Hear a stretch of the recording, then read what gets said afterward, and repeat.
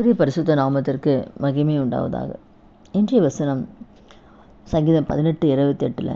தேவரே என் விளக்கை ஏற்றுவீர், என் தேவனாகி கர்த்தர் இருளை வெளிச்சமாக்குவார். அதனால் கூட இந்த வார்த்தை கேட்குற ஒவ்வொருத்தர் வாழ்க்கையிலையும் எந்த இருளான பாதையில் கடந்து போனாலும் ஆண்டவர் என்ன செய்ய போனால் உங்கள் வாழ்க்கையில் இருக்கிற எல்லா இருளையும் வெளிச்சமாய் கர்த்தர் மாற்றப் போகிறார். வியாதி என்ற அந்த இருள் நம்முடைய வாழ்க்கையில் இருக்கிறதா? இல்லை கடன் என்ற இருள் இருக்கிறதா? பிரச்சனைகள், கண்ணீர்கள், அப்போ என்ன இருளுக்குள்ளே கடந்து போனாலும் அந்த இருளெல்லாம் கர்த்தர் மாற்றி வெளிச்சமாய் கர்த்தர் மாற்றப் போகிறார். கடனிடம் குடி, தீய பழக்கத்தின் அந்த இருளாக இருக்கலாம். பிள்ளைகளுடைய வாழ்க்கையில் தேவனுக்கு பிரியமில்லாத ஒரு இருளின் வாழ்க்கையாரு இருளின் பாதையில் நடக்கலாம். இல்லை கணவன்கிட்டேயோ மனைவிக்கிட்டேயோ அன்பு இல்லாத இருளாக இருக்கலாம். அப்போ எந்தெந்த காரியெல்லாம் இருளாய் நம்முடைய வாழ்க்கையில் இருக்கிறதோ அந்த வாழ்க்கையிலுக்கு அந்த இருளெல்லாம் கர்த்தர் மாற்றி ஒரு வெளிச்சத்துக்குள்ளே கர்த்தர் கொண்டு வரப்போகிறார். அதனால் கூட தன் சகோதரனை பகைக்கிறவன் இருள் இருந்து இருளில் நடக்கிறான். இருளானது அவன் கண்களை குருடாக்கினபடினால தன் போகிற இடம் இன்னதென்று அறியாதிருக்கிறான். சகோதரனை பகைக்கிறவங்க கூட இருளில் தான் இருக்காங்க. அப்போ அந்த இருள் நம்முடைய வாழ்க்கையில் இருக்கா? யார் யார் நம்ம பகைக்கிறோமா? யார் மீதாவது நமக்கு கசப்பு இருக்கா? கோபம் இருக்கா?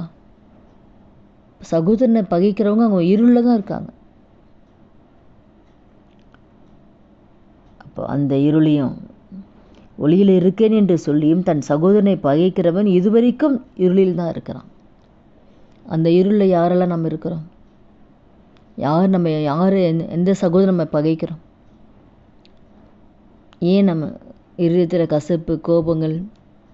அப்படி சகோதரனை பகைச்சா கூட அவங்க இருளில் தான் இருக்காங்களாம் வேதம் சொல்லுது. இந்த நாளில் கூட அந்த இருளையும் ஆண்டவர் மாற்றப் போகிறார். அந்த பகைமைன்ற அந்த இருளை கர்த்தர் மாற்றி போட்டு அந்த இருளை கர்த்தர் முற்றிலுமாய் கர்த்தர் எடுத்து போட போகிறார். ஒரு அன்பை கர்த்தர் கொடுத்து என்னென்ன காரியெல்லாம் நம்முடைய வாழ்க்கையில் இருளாய் இருக்கிறதோ எல்லா இருளை கர்த்தர் மாற்றி ஆண்டவர் சமாதானத்தை கொடுத்து ஒவ்வொரு குடும்பத்திலும் வெளிச்சமாக இயேசு பிரகாசிக்க செய்ய போகிறார். ஒவ்வொரு இருதயத்தில் இயேசு வந்துட்டா அவங்க வாழ்க்கையில் அவங்க குடும்பத்தில் இருக்கிற எல்லா இருளும் மாறிடும்.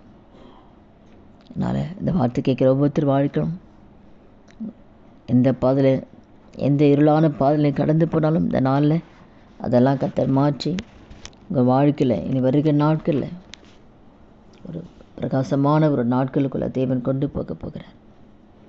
வெளிச்சமாய் கர்த்தர் மாற்றப் போகிறார். ஜெபிக்கலாமா?